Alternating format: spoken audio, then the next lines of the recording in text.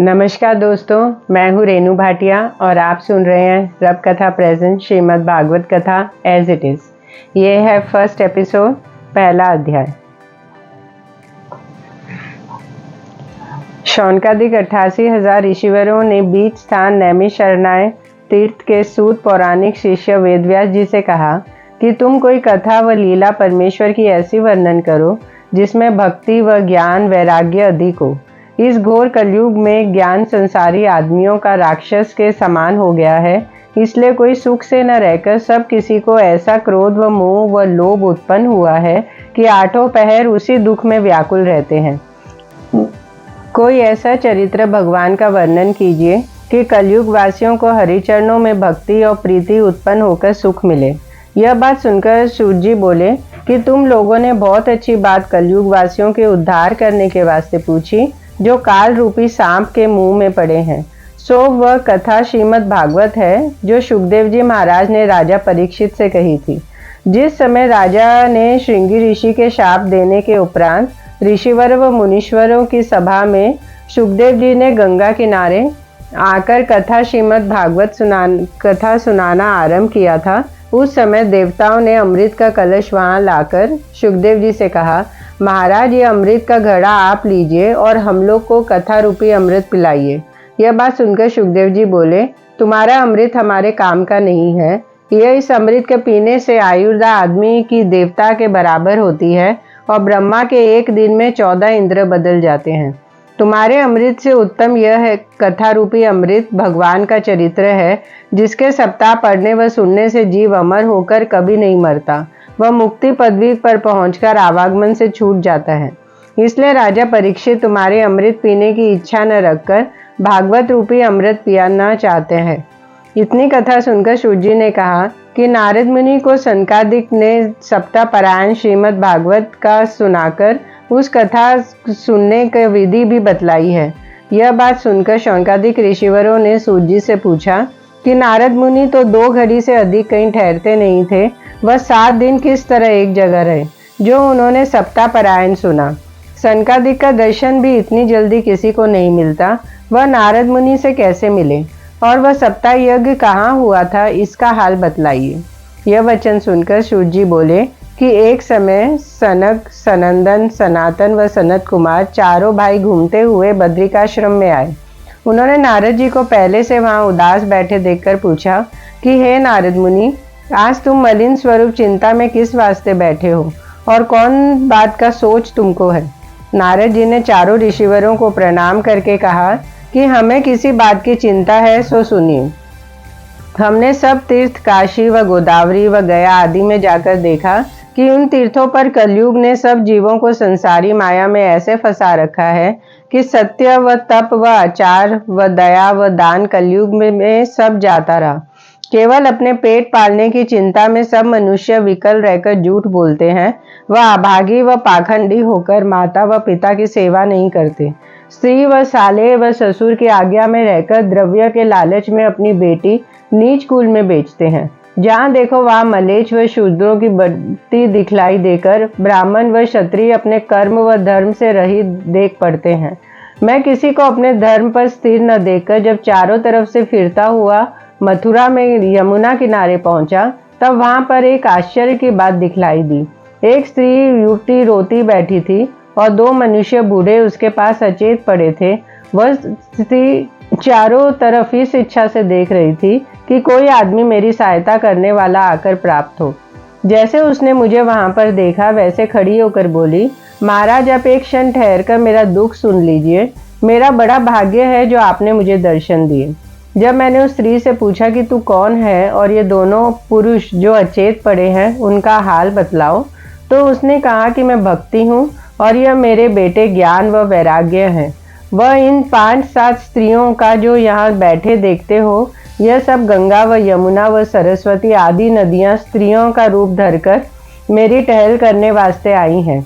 मैंने द्रविड़ देश में जन्म लिया, कर्नाटक देश में सयानी होकर थोड़े दिन दक्षिण में रही, गुजरात में जाकर बूढ़ी हो गई।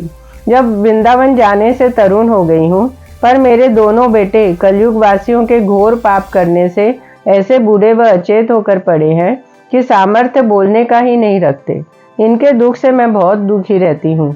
यह बड़ी लज्जा की बात है कि मेरे पुत्र बूढ़े होवे और मैं तरुण रहूं। यह हाल देखकर संसारी लोग मेरी हंसी करते हैं, इसका कारण बतलाइए। जब स्त्री रूपी भक्ति ने मुझसे यह हाल पूछा, तब मैंने अपनी बुद्धि से विचार कर कहा कि अब घोर कलयुग के आने से तेरी व ज्ञान व वैराग्य की कुछ मर्यादा नहीं रही। केवल वृंदावन आने से तू तरुण हो गई है, पर तेरे बेटों को कलयुग में कोई नहीं जानता। इस कारण वह ज्यों के त्यों बूढ़े व निर्बल बने हैं।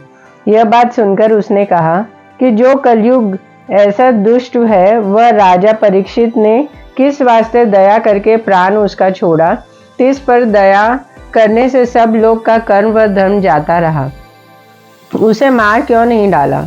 तब मैंने उसका उत्तर दिया कि परीक्षित ने कलयुग में बड़ा गुण देखकर उसे नहीं मारा, और दूसरे युगों में 1000 वर्ष तक यज्ञ व तप व दान व धर्म करने से भी परमेश्वर के दर्शन जल्दी नहीं मिलते थे। सो कलयुग में केवल भजन व कीर्तन करने से नारायण जी तुरंत प्रसन्न होकर दर्शन अपने देते हैं, पर कलयुग वासियों से सहज बात भी नहीं बन पड़ती। इसलिए कलयुग में सब आदमियों का कर्म धर्म खो दिया है। तीर्थ में ब्राह्मण दान देकर प्रायश्चित उतना नहीं करते। सब कोई काम व क्रोध व लोभ व अहंकार में भरे रहते हैं। कलयुग का यही धर्म है, इसमें केवल परमेश्वर का भजन व स्मरण उत्तम समझना चाहिए। यह बात सुनकर भक्ति ने कहा कि तुम धन्य हो, बड़े भाग्य से तुम्हारे दर्शन मुझे प्राप्त हुए। आप सब किसी का दुख छुड़ाने के योग्य हैं, सो कोई उपाय करके ज्ञान व वैराग्य को तरुण कर दीजिए, जिसमें मेरा दुख छूट जावे। मैं तुमको बारंबार दंडवत करती हूँ। दूसरा अध्याय। नारद जी ने स्त्री रूपी भक्ति से कहा कि अब तू अपनी चिंता छोड़कर श्री कृष्ण जी के चरणों में ध्यान लगा।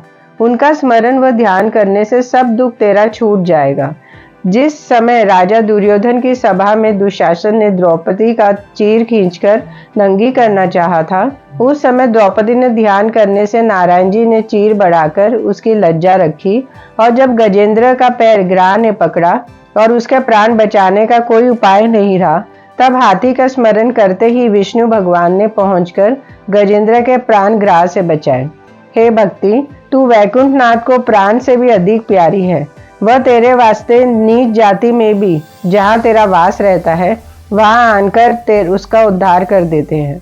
सतयुग और त्रेता और द्वापर में सज्जन लोग बहुत सा यज्ञ व तप व दान व धर्म करने से मुक्ति पाते थे। कलयुग में केवल तेरी कृपा से सब जीवों का उद्धार हो जाता है। ज्ञान व वैराग्य का कोई नहीं पूछता, इसलिए तेरा दुख छुड़ाने वास्ते बहुत अच्छा उपाय करके जगत में तेरी महिमा प्रकट कर देता हूँ। जिनके हृदय में तेरा वास रहेगा, वह लोग पापी होने पर भी यमराज का कुछ डर न रखकर तेरी दया से वैकुंठ धाम को चले जाएंगे। परमेश्वर का दर्शन यज्ञ और तप व व्रत व दान करने से जो जल्दी प्राप्त नहीं होता, वह भक्ति करने से सहज मिलता है। जिन्होंने हजारों वर्ष नारायण जी का तप किया था, उन्होंने भक्ति पाई है। परमेश्वर बहुत प्रसन्न होने से अपनी भक्ति देते हैं, इसलिए वैकुंठ नाथ ने सब बातों पर भक्ति को श्रेष्ठ रखा है। यह बात सुनकर भक्ति ने कहा, हे नारद जी, तुम धन्य हो। जिस तरह आपने मुझे धैर्य दिया, उसी तरह मेरे बेटों को जो अचेत पड़े हैं जगाओ।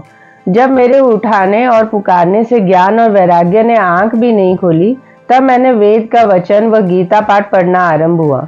उसके सुनने से उन्होंने आंख खोलकर उठने के वास्ते चाहा, पर निर्बलता से फिर अचेत हो गए। जब यह हाल देखकर मैं बहुत चिंता करने लगा कि ज्ञान व वैराग्य किस कारण नहीं उठते, तब यह आकाशवाणी हुई कि हे नारद, क्यों इतना सोच करते हो? बिना सत्संग नहीं जागेंगे। इनकी संगति करने के वास्ते साधु खोजो। यह वचन सुनते ही वहां से साधु ढूंढता हुआ यहाँ तक आ पहुंचा, पर कलयुग होने से कोई साधु इच्छा पूर्वक नहीं मिला। उसी चिंता में बैठा था कि आपके दर्शन प्राप्त हुए।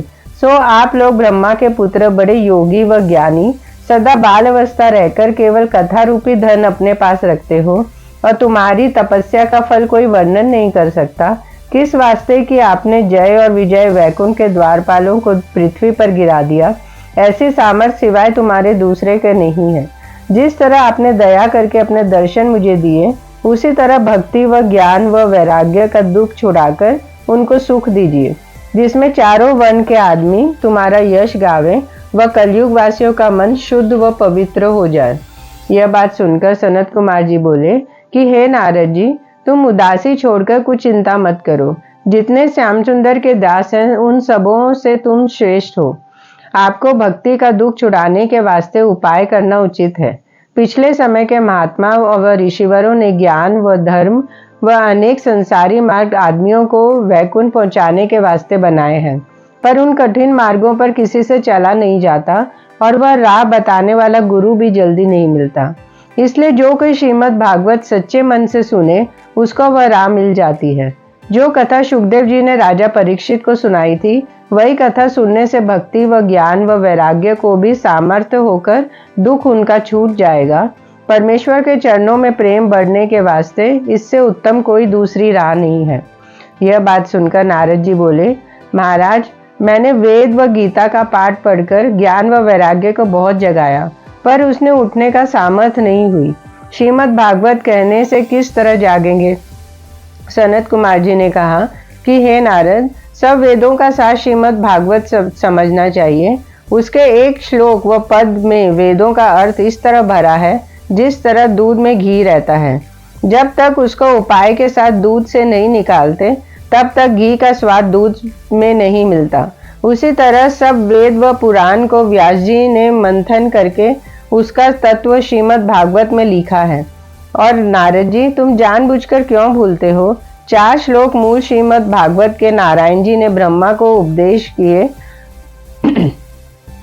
और तुमने उनसे सुनकर वेदव्यास से कहा।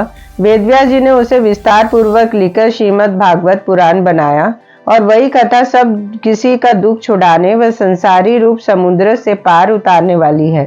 यह वचन सुनते ही नारद जी हाथ जोड़कर बोले कि आपने बड़ी दया करके यह हाल कहा और हमारे भाग्य थे जो आपके दर्शन मिले। बिना भाग्य के सत्संग नहीं मिलता।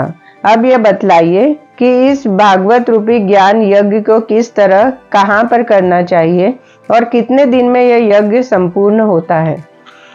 3रा अध्याय। सनत कुमार जी बोले कि हे नारद मुनि, तुमने बहुत अच्छी बात पूछी। हरिद्वार में गंगा किनारे यह यज्ञ करने वास्ते अच्छा स्थान है। वहां पर वृक्ष की छाया घनी होकर बहुत से ऋषिवर व मुनीश्वर ज्ञान यज्ञ के चाहने वाले रहते हैं। उस जगह तुम्हारी कथा रूपी यज्ञ करने से ज्ञान व वैराग्य भी तरुण होकर जाग उठेंगे व भक्ति का सब दुख छूट जाएगा। यह बात सुनकर नारद जी बोले, महाराज, बिना तुम्हारे चले यह यज्ञ नहीं हो सकता, इसलिए आप भी हमारे साथ वहां चलिए। यह वचन सुनते ही सनकादिक चारों भाई व नारद जी बद्रिकाश्रम से चलकर हरिद्वार में गंगा किनारे आन पहुंचे। उन्होंने ऋषिवरों व मुनीश्वरों से जो वहां पर थे कहा कि हम इस स्थान पर भागवत रूपी यज्ञ करते हैं। जिसको कथा रूपी अमृत पीना हो वह आकर सुने। यह समाचार सुनते ही भृगु व वशिष्ठ व च्यवन व मेघातिथि व गौतम व परशुराम व विश्वामित्र व मार्कंडेय व वेदव्यास व पराशर आदि जितने ऋषिवर व मुनीश्वर वहां तीर्थ पर रहते थे वहां सब आए और सिवाय ऋषिवरों के वेद जो मूर्तिमान है व गंगा जी इत्यादि नदियां व गंधर्व व किन्नर व यक्ष व नागादिक 14 भुवन के लोग कथा रूपी अमृत पीने वास्ते उस ज्ञान यज्ञ में आकर इकट्ठे हुए। जब नारद जी ने सब किसी को बड़े आदर भाव से बिठलाया तब वैष्णव व विरक्तों व महापुरुषों ने जय शब्द का शंख ध्वनि करना आरंभ किया। देवता लोग अपने अपने विमानों पर चढ़कर वहां कथा सुनने के वास्ते आ पहुंचे व ज्ञान रूपी यज्ञ पर फूल वर्षा करने लगे। तब श्रोता उस विचार से चित्त लगाकर बैठे कि देखे सनकादिक और नारद जी कौन लीला व कथा परमेश्वर की कहते हैं। उस समय सनत कुमार ने नारद जी से कहा कि हम तुमको वह कथा सुनाते हैं जो सुखदेव जी ने राजा परीक्षित से कही थी। वह पुराण 18,000 श्लोकों में है। उसके पढ़ने व सुनने से मुक्ति हाथ में खड़ी रहती है। श्रीमद् भागवत सुनने के बराबर दूसरा पुराण व सुनने व हजारों अश्वमेघ व वाजपेयी यज्ञ करने का फल नहीं मिलता। काशी व गया व प्रयाग व कुरुक्षेत्र व पुष्करादि किसी तीर्थ का स्थान कथा सुनने के बराबर फल नहीं रखता। जब तक संसारी लोग यह कथा नहीं सुनते तब तक उनके अनेक जन्म का पाप गरजता है। अमृत रूपी भागवत सुनते ही उनके पाप इस तरह छूटकर भाग जाते हैं जिस तरह सूर्य के निकलते ही कुहिरा नहीं रहता। जो मनुष्य प्रतिदिन एक या आधा श्लोक भागवत का पढ़ा करें उसकी भी मुक्ति हो जाती है। वे लोग नित्य भागवत पढ़कर औरों को सुनाते हैं और उनके करोड़ों जन्म का पाप जलकर भस्म हो जाता है। जो कोई पोथी श्रीमद् भागवत सोने के सिंहासन पर धरकर वैष्णव व साधु को दान देता है उसे परमेश्वर अपनी ज्योति में मिला लेते हैं। जिसने मनुष्य का तन पाकर भागवत कथा नहीं सुनी उसे धिक्कार है, उसे चांडाल के बराबर समझना चाहिए। ऐसा पूत जन्ने से उसकी माता बांझ रहती तो अच्छा था। कलयुग में यज्ञ व तप व दान व धर्म आदमी से कुछ नहीं होता और उसका मन एक तरफ नहीं लगता। इस वास्ते परब्रह्म नारायण ने वेदव्यास जी का अवतार लेकर यह कथा बनाई है। जो कोई 7 दिन तक चित्त लगाकर इस पुराण का सप्ताह सुने उसको यज्ञ व तप व व्रत व दान सबका फल प्राप्त होकर मुक्ति पदार्थ मिलता है। जब उद्धव ने एकादश स्कंद में सब ज्ञान श्री कृष्ण जी से सुनकर कलयुग का लक्षण जाना, तब श्याम सुंदर के चरणों का ध्यान धरकर मुरली मनोहर से पूछा कि हे दीनानाथ, आप तो वैकुंठ धाम को जाते हैं, संसारी लोगों का उद्धार किस तरह होगा? तब त्रिभुवनपति बोले कि हे उद्धव, तुम बद्रिकाश्रम जाकर तप करो, तुम्हारी मुक्ति हो जाएगी। मेरे जाने उपरांत एक भागवत रूपी मूर्ति हमारी जगत में रहेगी। जो मनुष्य सप्ताह भागवत सच्चे मन से सुनेगा उसको हमारा दर्शन हृदय में हो जाएगा। संसारी लोगों का दुख छुड़ाने वाला यह परायण समझना चाहिए। सिवाय इसके और कोई दूसरी वस्तु आदमी को माया रूपी जाल से छुड़ाने वास्ते उत्तम नहीं है। इतनी कथा सुनाकर सूर्य ने शौनकादिक ऋषिवरों से कहा कि जब सनत कुमार ने सप्ताह परायण श्रीमद् भागवत का सुनाना आरंभ किया और जब सब कोई सुनने लगे, तब उस अमृत रूपी कथा के प्रताप से वह दोनों बूढ़े ज्ञान व वैराग्य जो अचेत पड़े थे तरुण होकर उठ बैठे। वह भक्ति का दुख छूट गया। वह उनका दर्शन सब सभा वाले पाकर गोविंद व हरे मुरारी कहने लगे। वह भक्ति व ज्ञान व वैराग्य का दर्शन मिलने से उनको भक्ति उत्पन्न होकर कलयुग का दुख जाता रहा और सब किसी का मन सप्ताह कथा सुनकर शुद्ध व एकचित हो गया। चौथा अध्याय। सूर्य ने शौनकादिक से कहा कि जब सब वैष्णव व ऋषि व सप्ताह सुनकर एकचित हो गए, तब श्री वृंदावन बिहारी सावली सूरती मोहनी मूर्ति ने पीताम्बर ओढ़े व करधनी व मुकुट व कुंडल जड़ाऊ पहने, केसर व चंदन की खौर माथे पर लगाए, उद्धव आदि वैकुंठवासी भक्तों के साथ लिए उस ज्ञान यज्ञ में आकर सबको दर्शन दिया। अमृत रूपी कथा सुनकर पहले से साधु व वैष्णव के हृदय में श्याम मूर्ति दिखलाई देने लगी थी, सो प्रकट में भी सब किसी ने उनके दर्शन करके अपना जन्म सफल जाना। वह वैकुंठनाथ को देखते ही जितने वैष्णव व ऋषिवर उस सभा में बैठे थे जय जय बोलकर उठ खड़े हुए। वह मलयागिरी चंदन व फूलों की वर्षा उन पर करने लगे। वह धूप दीप नैवेद्य से पूजा करने उपरांत शंखादिक बजाकर साष्टांग दंडवत किया। यह सब आनंद देखकर नारद मुनि बोले कि हे सनत कुमार जी, आपने जो सप्ताह यज्ञ किया उसमें जिसने यह कथा सुनी वह सब पवित्र होकर मुक्ति पदवर पर पहुंचे। और कौन कौन लोग यह अमृत रूपी कथा सुनकर भवसागर पार उतरेंगे, उनका हाल वर्णन कीजिए। सनत कुमार जी ने कहा कि जो कलयुग के मनुष्य बड़े पापी व दुष्ट व लालची व झूठे व चुगल व कामी उत्पन्न होकर अपने क्रोध से आप जले मरते हैं, वह लोग भी इस सप्ताह यज्ञ के सुनने से पवित्र होकर मुक्ति पदवी को पहुंचेंगे। और जो कोई कलयुग में माता व पिता की सेवा व अपने कर्म व धर्म से रहित व लोभ में डूबा रहकर झूठा व चोर व ठग होगा, वह भी यह कथा सुनने से भवसागर पार उतर जाएगा। अब हम एक कथा पुरानी तुमसे कहते हैं, सुनो। दक्षिण दिशा में तुंगभद्रा नाम की एक नदी थी। उसके किनारे एक नगर में आत्मदेव नाम का एक ब्राह्मण बड़ा पंडित व तेजवान व धर्मात्मा रहता था। उस ब्राह्मण की स्त्री का धुंधली नाम था। वह बड़ी कर्कशा थी और दिन रात संसारी माया में फंसकर रहकर अपने पति को सब तरह का दुख देती थी। पर वह ब्राह्मण ज्ञानी परमेश्वर की इच्छा इसी तरह समझकर उसी के साथ अपना दिन काटता था। जब उस ब्राह्मण के पुत्र न होकर बड़ाई आई, तब उसने संतान होने के वास्ते व्रत व नेम रखना आरंभ करके बहुत गाय व सोना ब्राह्मणों को दान दिया। इस बार भी उसकी इच्छा नहीं पूर्ण हुई।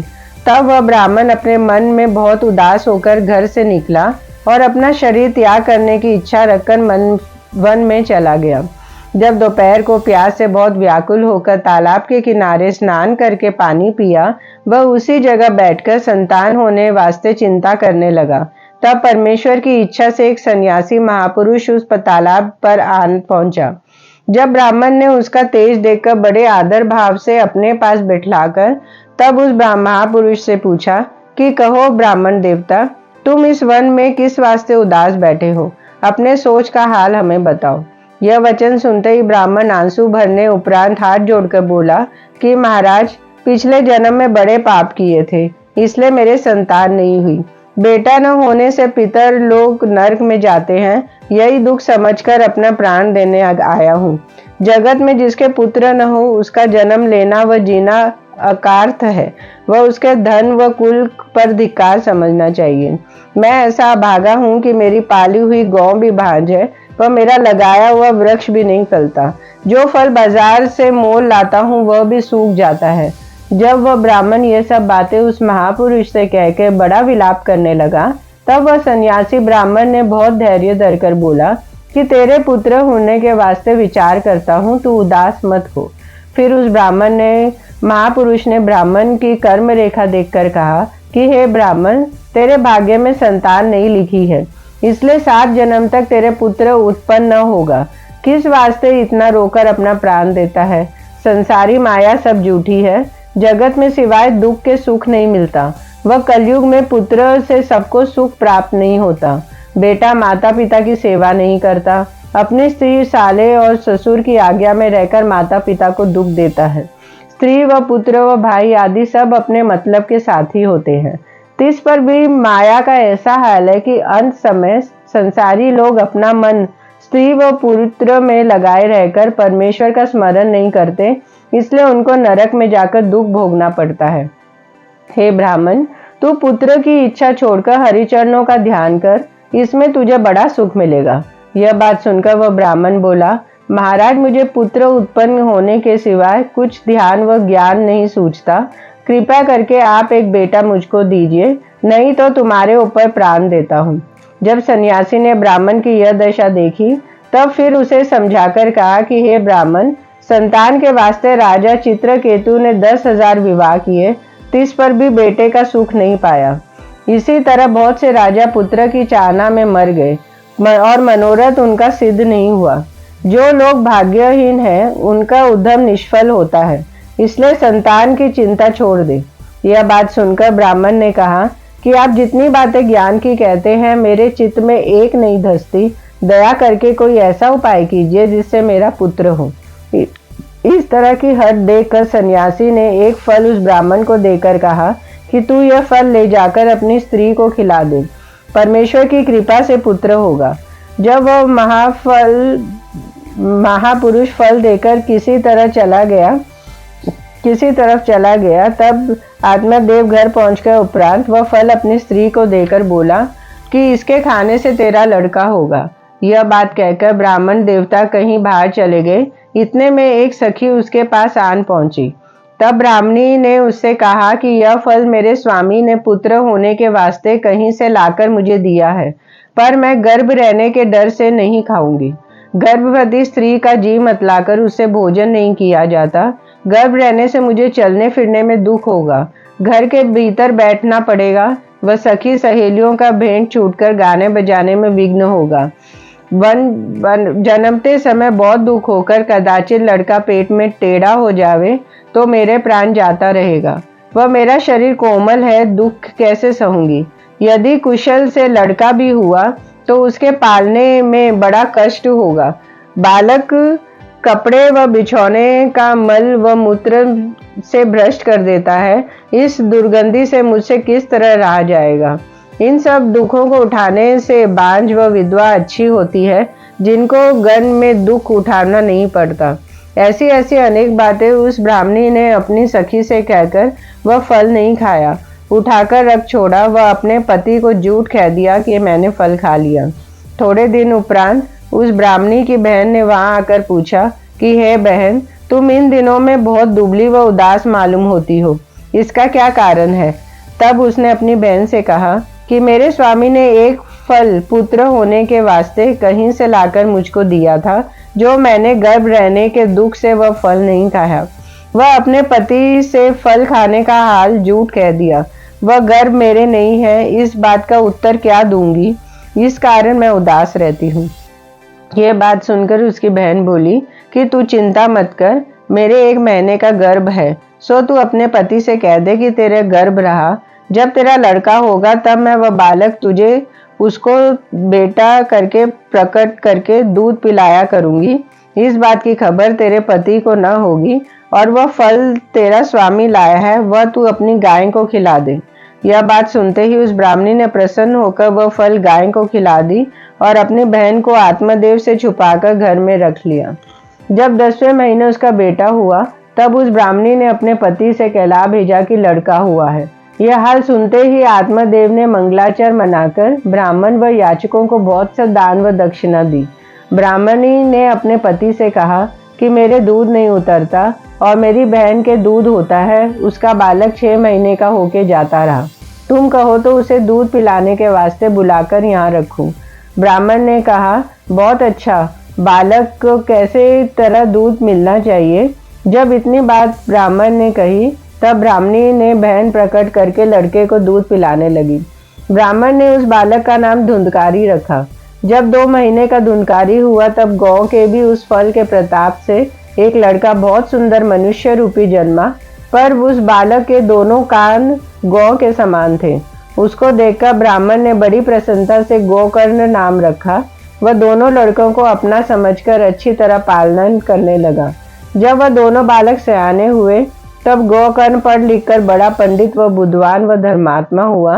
वह धुंधकारी महामूर्ख, अधर्मी व चोरी व जुआरी होकर कुकर्म करने लगा। जब वेश्यागमन करने से सब धन घर का खर्च कर डाला तब धुंधकारी अपने माता पिता को मार पीट कर सब कपड़ा व बर्तन घर का ले गया और उससे भी बेचकर सब द्रव्य वेश्या को दे डाला। जब यह दशा अपने बेटे की ब्राह्मण देवता ने देखी तब रोकर कहने लगा कि ऐसा धर्मी पुत्र होने से जो मुझे दुख होता है, मैं बिना संतान के बहुत अच्छा था। इस जीने से मेरा मरना अच्छा है, जिससे मां कष्ट व दुख से छूट जाऊं। यह हाल आत्मदेव का देखकर गोकर्ण ने कहा कि हे पिता, संसार में सिवाय दुख के सुख किसी को नहीं होता। तुम किस वास्ते इतनी चिंता करते हो? जगत में राजा व प्रजा, धनी व कंगाल जितने आदमी हैं, सबको एक दुख लगा है। जिसने संसारी माया छोड़कर परमेश्वर में ध्यान लगाया उसको सुख होता है। इसलिए तुम अज्ञान तजकर स्त्री व पुत्र का मोह मन में से तोड़ डालो और वन में जाकर परमेश्वर का भजन करो, तब तुमको सुख मिलेगा। संसारी मोह माया में फंसे रहने से आदमी नरक भोगता रहता है। जब यह बात गोकर्ण की सुनकर ब्रह्मा देवता को कुछ ज्ञान हुआ तब उसने गोकर्ण से कहा कि तुमने बहुत अच्छी सम्मति हमको दी है, पर बिना ज्ञान सीखे वन में जाकर क्या करूं? जो मेरे उद्धार का उपाय है सो भी बतला दे। यह वचन सुनकर गोकर्ण बोला कि हे पिता, यह मन तुम्हारे संसार की मोह माया के बीच में लगा है। इस मन को तुम उनकी तरफ से खींचकर हरिचरणों में लगाओ। वन में अकेले बैठकर परमेश्वर का ध्यान करो। वह संसारी माया व तृष्णा को छोड़ दे। वह साधन करने से बहुत सुख पाकर मुक्ति पदवी पर पहुंचोगे। यह ज्ञान सुनते ही आत्मदेव ने प्रसन्न होकर संसारी माया छोड़ दी। वह वन में जाकर परमेश्वर का स्मरण व ध्यान करने लगा। कुछ दिन बीते, तन अपना त्याग कर मुक्ति पदवी पर पहुंचा। ओम शांति शांति शांति।